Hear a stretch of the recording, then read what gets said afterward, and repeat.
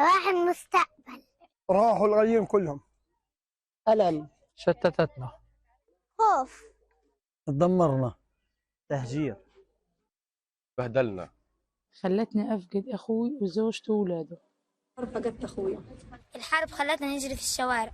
هلاك. إبادة. فقدان المشاعر والإحساس. Aisha Halil Hamdan Al-Astau, along with 87 members of her family, including babies. Lama Ahmed Mahmoud Hassouna, Fatima Muhammad Fahmy Al-Najjar, all killed by Israel in Gaza, all listed on the 649-page document containing the identity of the dead, transcribed here on these walls. Death toll, a work in progress, since so many bodies remain under the rubble, gone and unaccounted for, just like their memories and stories. I'm Anelise, Borges, and on today's episode of The Stream, we look at the genocide in Gaza 1 year on.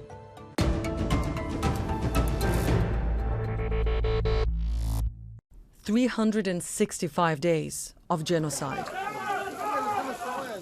At least 41,870 Palestinians have been killed. 69% of the victims are women and children. And these numbers keep rising as Israel's relentless bombardment of Gaza continues. On October 7th, 2023, Hamas launched Operation Al-Aqsa Flood, killing 1,139 people, including civilians, and taking 251 captives, while Palestinians had been living under occupation, which meant displacement, imprisonment, torture, blockade, famine, since 1948, when more than 750,000 people were forcibly expelled from their homes and homeland in what is known as the Nakba. Hamas's surprise attack came after Israeli settlers stormed the Al-Aqsa Mosque compound, a sacred site for Muslims, again, and in the context of a record number of Palestinians killed by Israel in 1 year in the occupied West Bank. On October 8th, at 9:45 a.m. local time, blasts were heard across Gaza. And at 10 a.m., Israel's military spokesperson said the Air Force had begun carrying out attacks. Our social media feeds were flooded with death and destruction, and that was only the beginning. On October 9th, Israeli Prime Minister Benjamin Netanyahu declared his country was at war and promised to respond with enormous force that would change the Middle East forever. What ensued was an unequaled level of violence against the Strip and its people. A month on, 2 million residents in Gaza were under relentless bombardment, but people said what they feared most was being completely shut off from the world. And as Israel leveled the 2 main telecommunication companies in the Strip, that fear was fast materializing. The idea of not being able to check on loved ones or convey what they were going through to the people outside left those in Gaza feeling utterly alone and abandoned. And that is when we connected with Afaf. It was November 6th, and the death toll had officially surpassed 10,000. I have just been texting some of my friends on Instagram and WhatsApp, my friends who are not in the Gaza Strip at the moment, telling them that I almost forgot who I am, and I almost forgot how my life used to be before the aggression on the Gaza Strip started. I was just telling them that I don't want to reach to the point where I'm used to what's happening. And after seeing multiple members of my family getting killed in the airstrikes, and after losing so many friends, I can really say that I'm about to lose it. After going through so much, Afaf Al-Najjar left the Gaza Strip and is back with us today to share that story. Afaf, thank you so much for being part of the stream. So much has happened to you since we last spoke 1 year ago. Can you tell us where you are and how did you end up there? It has been a very, very tough year. We're almost going on a year on with the genocide in Gaza, and a year on with the continuous assaults and the occupation of Palestine. So I'm currently living in Cairo, Egypt, trying to navigate life, trying to move forward while my family is still stuck in the Gaza Strip. I can only imagine how hard that must be, the decision to leave your family behind, your parents behind. What is it like to watch everything unfold now from the outside? Not only is it extremely painful and extremely dreadful and extremely scary to be watching everything from the outside, because my parents are still stuck in the Gaza Strip. But I do believe that even if they were with us, it would still be as painful and as scary, because no matter how many people we get out of the Gaza Strip and how many members of the family leave with us or leave the Gaza Strip, it's still the same pain, it's still the same fear for your loved ones, for the people that you've lived your entire life with, for the place that you grew up in. But also part of the thing that I personally struggle with since I left the Gaza Strip is the guilt, the fact that I'm outside of the Gaza Strip, that I'm no longer living under the genocide and the bombing and the killing. There is this guilt that just sits into your throat and into your heart, that you're no longer dealing with all of these things. You're no longer dealing with the fear. You're no longer dealing with the killing. You're no longer dealing with the hunger. And that on its own is extremely difficult and has been one of the things that I just cannot deal with until this very moment. It's like life is on hold for you. Afaf, we share your pain. We are still here thinking of you. Thank you so much, Afaf, for being part of the stream today. Back in Gaza, the communication blackout didn't stop content creators from emerging as some of the most powerful narrators of the carnage happening on the ground. Raw and unfiltered, they convey the horrors of Israel's war on them, on their families and friends, and on the place they called home. One such voice was Plestia Alakad's, who continued using social media to highlight Gaza's plight even once she was out. I thought that it's always important to connect with the people. I hate how they dehumanize us Palestinians. They don't see us as humans. So I want the world to know us as humans, to have a connection with us, to not only like open the TV and, oh, a massacre happened and just turn off this TV or switch the channel. No, I want them to understand that we are people, we have dreams, like we're not numbers. Like I want them even to know me as a journalist, how I'm reporting all what's happening. Like I try to post from my diaries. Like I want the people to know that how I'm feeling or how everyone is feeling. Like I want the world to see the children. How are they? They're drinking water, for example, when it rains. That's how they have access to clean water. Like it's not like I hate how most of the people only knew Gaza from this war, so they only know about Gaza's getting demolished, it's getting bombed, it's getting erased, the people are getting killed, ethnically cleansed, injured. No, I want them to know that we're humans, we have lives, we have dreams. Like I want them to understand who are the Palestinian people, not only know the news of Gaza. And as we continued our coverage of the war, we connected with people who had experienced Israeli aggression in so many different forms and for generations. They came from all walks of life, but had one thing in common. All had been trying to convey their perspective beyond the walls erected around them. Photographer Maen Hammad is among them, and he has been documenting his story, that of his people, and of this war. Here is his account. Palestinians in Gaza broke out of their prison on October 7th. Since then, I've tried to document the global decolonial revolution. The regime bombed the first hospital. Who could have known how many more would follow?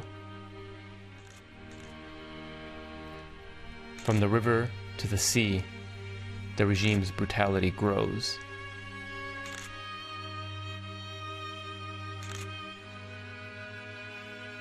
Back in the US, activists shut down Israeli weapons manufacturers. Unafraid, they demanded Palestine's liberation. The global intifada had arrived.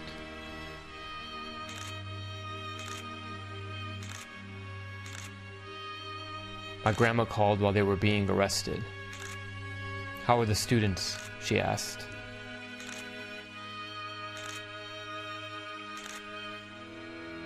Now, back in the homeland, things have gotten worse. Nothing has changed at all. Those photographed are now martyred. Bullets, drones, and bulldozers. The flood moves on. Cemeteries grow. And a new tide is coming. As people across the globe welcomed the new year, people in Gaza wondered how much longer they would be able to survive the bombardment, the displacement, the cold, the hunger. On January 11th, the International Court of Justice in The Hague held the first hearing in South Africa's genocide case against Israel. Every day, there is mounting irreparable loss of life, property, dignity, and humanity for the Palestinian people. Our news feeds show graphic images of suffering that has become unbearable to watch. Nothing will stop the suffering except an order from this court. Without an indication of provisional measures, the atrocities will continue, with the Israeli Defense Force indicating that it intends pursuing this course of action for at least a year. Right around then, we connected with Lara Elborno for the first time, also known online as Ghassan Girl. The Palestinian-American international lawyer is back with us today. Lara, thank you so much for joining us. That particular move by South Africa to take Israel to the ICJ filled many people with hope. At the time, you said you were cautiously optimistic. That was 3 months into Israel's incursion. We're now marking 1 year of this war. How can Israel continue to violate virtually every single item in the legal framework of international humanitarian law almost on a daily basis, and nothing happens? To respond to your question, I think we need to make a major distinction between the law itself and enforcement of the law. So what we've actually seen is that in the last year now, we have a number of provisional measures orders that were rendered by the International Court of Justice, ordering Israel to take very specific steps. And Israel has refused to comply with any of these orders. So to give you just an example, the ICJ orders ordered Israel to cease genocidal acts, to stop obstructing humanitarian aid, and to halt its invasion of Rafah, as well as keep the Rafah crossing open. And we know very well that Israel has not only destroyed the Rafah crossing, thereby closing it since May, they have carried out a full-scale invasion of Rafah, and I encourage all of your viewers to look at the satellite images before and after Israel's invasion of Rafah.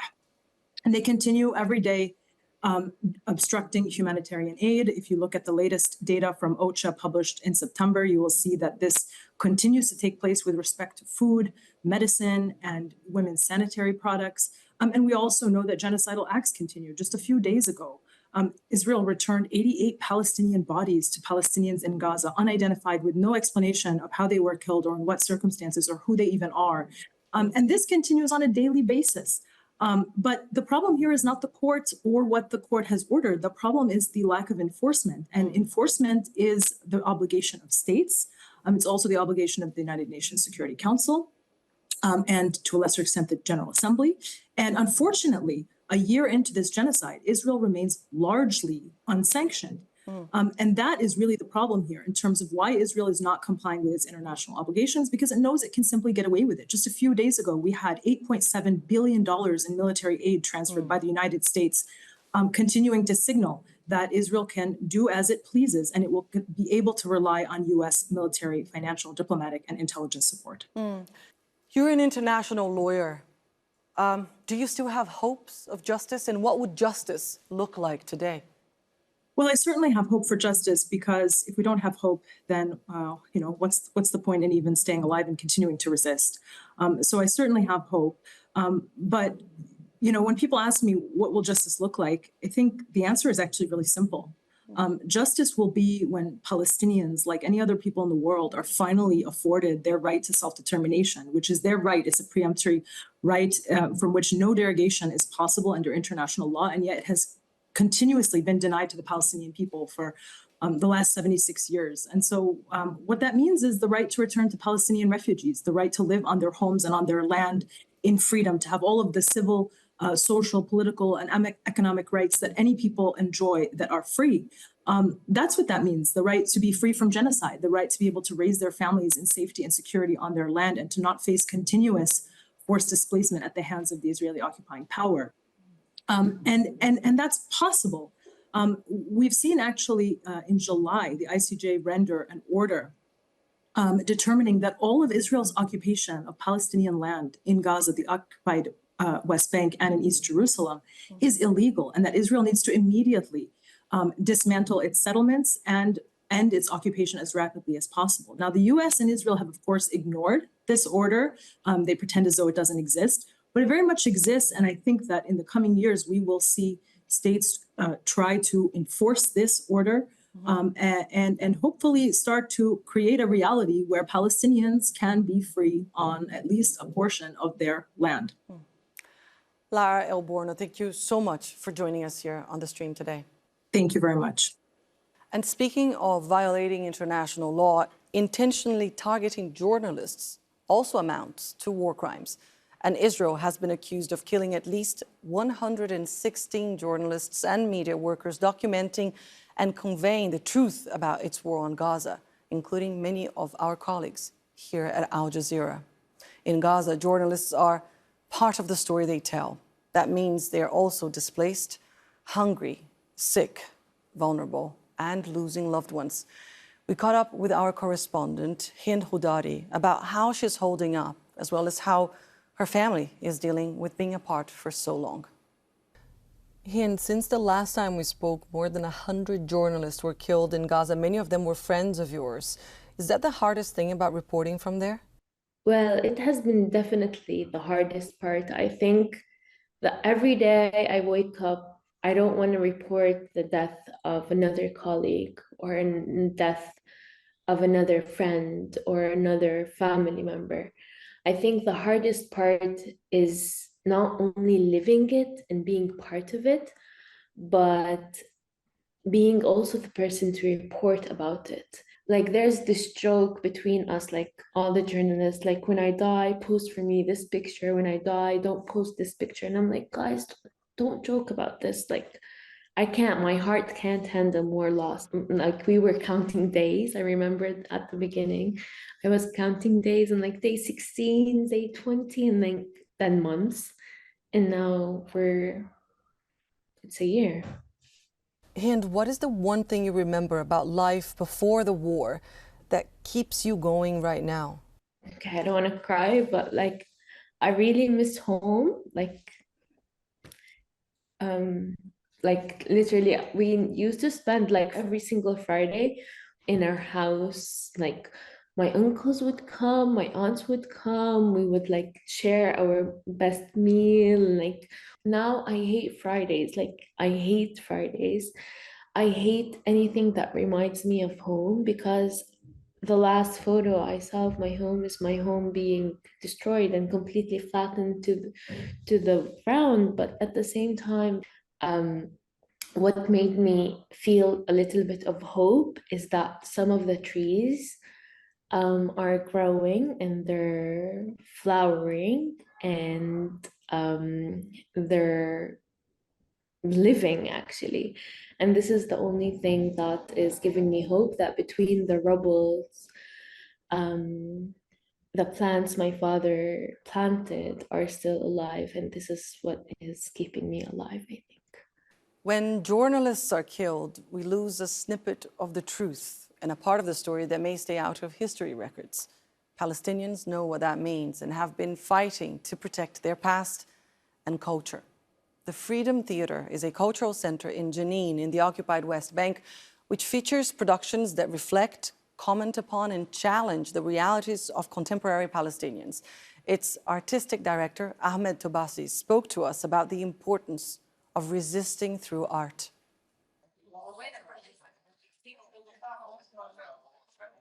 For the last 6 years, the occupation dehumanized Palestinians. And I believe through theater and art, we will bring back the human of Palestinian human again to the picture, to the stage. I believe through theater and art is the language to tell the whole world about the Palestinian story. Most important, theater is a tool to resist. Theater is the way to show the Palestinian culture, the Palestinian identity. And we believe the third intifada should be a cultural, artistic one. So theater is much more than a play on the stage. We take the Palestinian story, history, culture, identity to the world. So for me, I believe in theater and I want to resist through theater. And that resistance is paramount for future generations to know where they come from. A future generation that, for now, has all odds stacked against them. Palestinian children are growing up in the world's most dangerous place to be a child, Gaza. They're fast becoming the majority of the world's biggest cohort of amputees, and many are having to envisage a future without any family left to guide them. Dr. Ghassan Abu-Sittah has been seeing the suffering of children in Gaza from the very first start of the war, and he joins us now. Doctor, I imagine many scenes still haunt you today, but I wonder if there's one thing that you believe will stick with you forever.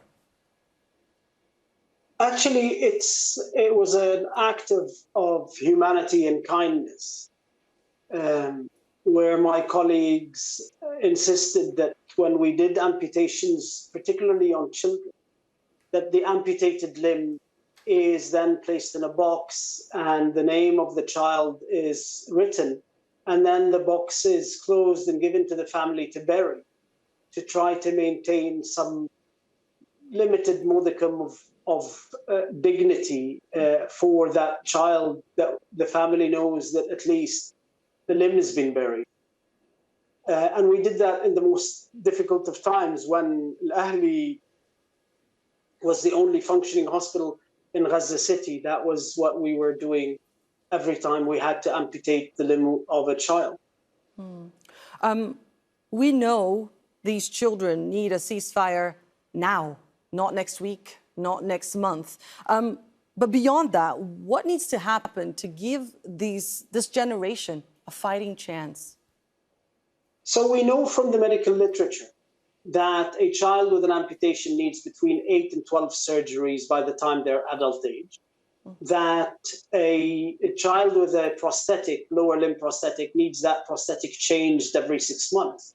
And so if you're looking at the sheer number of amputees, of pediatric amputees, which means that this is the biggest cohort in history of pediatric amputees, what needs to be invested in Gaza is a whole system of managing these prosthetics. And so we need to multiply the number of prosthetists, trained by 10. We need to set up a kind of hub and spoke system where there are central institutes for managing these patients, and then mobile clinics that go out and see these children. We need to envisage Gaza as a place that is built in a way that is disabled friendly, so that these children can get about, so that they can reintegrate. We need to envisage ourselves as a Palestinian society that is much more accepting of disability and mutilation. Israel insists on mutilating the Palestinian body to market for life and to mark its colonial power on the Palestinian body for life. And as a resistance to that colonial marking, almost like the branding, we need as a society to start fighting for this to be seen as a badge of honor in our struggle against white supremacist colonial system. That is a very powerful and painful message from you today. Thank you very much, Dr. Ghassan Abu-Sittah, for joining us here on the stream. Thank you. It is for Aisha and Lama and Fatima and all the others lost in this war that we will keep reporting on it. The story of Gaza is the story of Palestine and of all oppressed people, and that story must be told in detail until the very end. Our coverage continues, and on the next episode of the stream, we will focus on the echoes of this war abroad and how it is changing us and the world as we know it. I would like to thank all our guests who participated and made today's show possible. And thank you all for tuning in. Don't forget to stay in touch with us online. Use the hashtag or the handle AJStream, and we will look into your messages. Take care, and I'll see you soon.